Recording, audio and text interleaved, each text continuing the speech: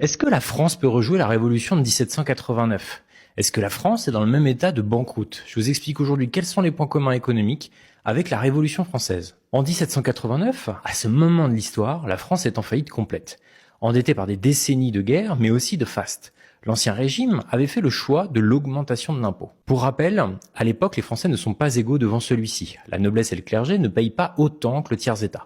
Mais c'est pourtant cette classe sociale qui fait tourner le pays, de par son travail et de par son imposition. En 1789, le PIB du pays est estimé à 2000 milliards de livres tournois.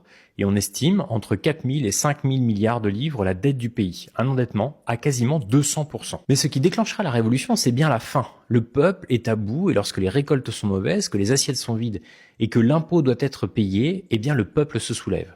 Maintenant, voyons si la situation est similaire en 2025. La France est officiellement endettée à hauteur de 115% de son PIB, très loin des 200% de 1789.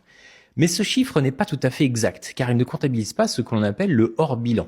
C'est-à-dire que dans sa comptabilité, l'État sort certaines créances, comme par exemple les retraites des fonctionnaires. L'État estime que elles sont à payer dans le futur et qu'il n'y a pas de nécessité à l'anticiper à l'instant T. Et le problème, c'est que le hors-bilan, selon la Cour des comptes, s'élève, à fin 2023, à 4 000 milliards d'euros. Nous sommes donc sur une dette globale, non pas de 3 400 milliards d'euros, mais de plus de 7 400 milliards d'euros. La dette élargie cumulée dépasse donc les 250% du PIB, et là, la situation commence à ressembler à celle de 1789.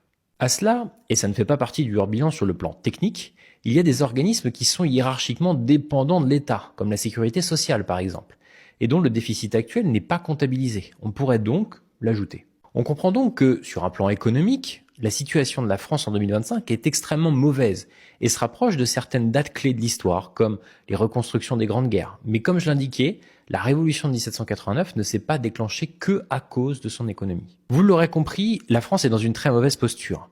La crise politique qui empêche de reprendre les rênes ne présage rien de bon.